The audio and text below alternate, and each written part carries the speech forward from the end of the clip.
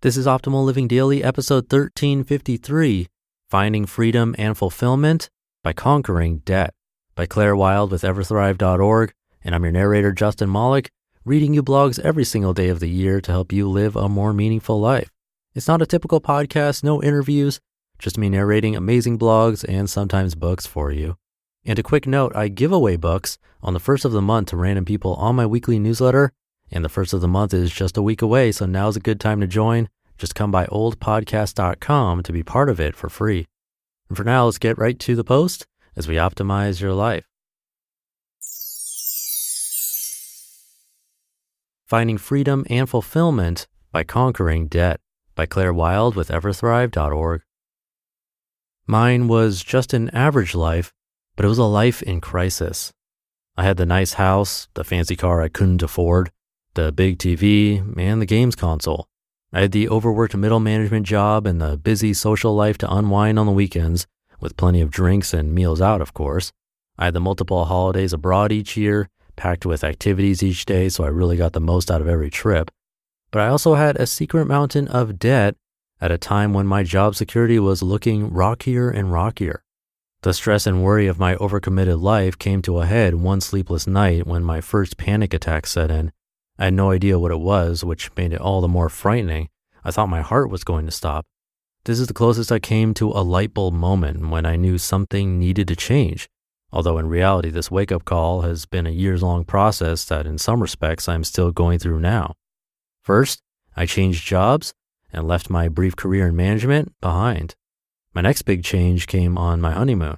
My wife had brought along a book on minimalism, and when I read it, I knew that my possessions were adding to my constant state of overwhelm and worry. I've always been both a sentimental and a messy person, which means I tend to keep hold of as many possessions as possible, then leave them in a constant state of disarray. When we got back home, I slowly got rid of about a third of my belongings. It felt great. I then cut back massively on my spending and paid off every penny of my debts. It was long and hard and boring, and totally worth it. Now I'm looking at other ways I can simplify my life and, more importantly, inject more fun, laughter, and spontaneity into it. If anything in my story resonates with you, here are some steps you might take to simplify your life too. Number 1, try to step away from anything that's making you truly miserable. That might be a stressful job, a bad relationship, a heap of debt, or another millstone around your neck. Sometimes such things can seem completely inescapable, so find someone to confide in if you need extra support. You are never alone, and situations are never helpless. Number 2, make peace with your limitations. Have you ever felt that no matter how hard you work at things, it's never enough? If so, you're not alone. Productivity can be a dangerous concept when it makes people feel like they have to be working at peak performance every minute of the day. That's just a fast track to burnout. So make sure you build unstructured time into your day and don't scold yourself if you catch yourself daydreaming. It's natural, healthy, and downright fun to waste time. Number 3, cut your commitments to find more time for yourself. As I've already mentioned, I'm a big believer in kicking back and doing nothing at all, but chances are you might not have much time for such a luxury. Well, one way to make time is by starting to say no to things you might otherwise feel obliged to say yes to. Ditch that book you're not enjoying. Politely decline that event you don't want to go to. Build pauses into your day and then guard them fiercely. Number 4, pare down your possessions. I'll be frank here. In my view, you don't have to get rid of the majority of your belongings to feel the benefits. I'm not sure I'll ever be a hardcore minimalist, but just saying goodbye to the items which felt like they were dragging me down really did lift my mood on a daily basis. Number 5, stop comparing yourself to others. Have you ever been to visit a friend only to be consumed by envy at their swanky property, tasteful furnishings, or high-tech gadgets? I won't lie, it's hard to banish jealousy from your head, but next time you feel that way, just notice it and ask yourself why you feel that way. Number 6, cut down on your social media use. This is another huge one if you want to stop feeling jealous when you look at your friends' lives. Notice how you feel after you've been on social media, and if it is making you feel low, find ways to cut back. Number 7, get out more.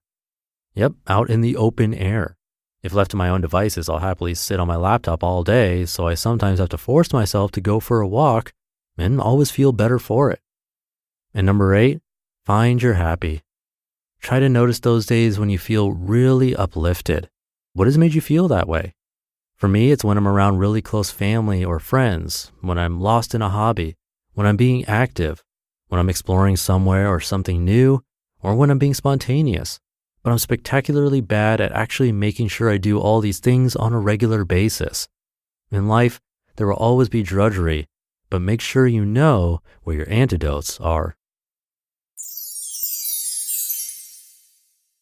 You just listened to the post titled Finding Freedom and Fulfillment by Conquering Debt by Claire Wilde with Everthrive.org.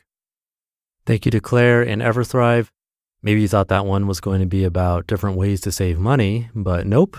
If it was, it would have been featured on Optimal Finance Daily instead. That last point about finding your happy is one I relate to. A little trick you can do that I did for a while is to track your mood every day and write down what you did next to it.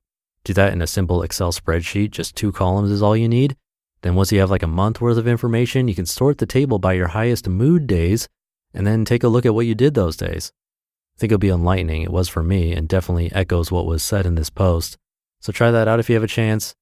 That'll do it for today. Have a great rest of your weekend if you're listening in real time. And I'll see you for Minimalist Monday tomorrow, where your optimal life awaits.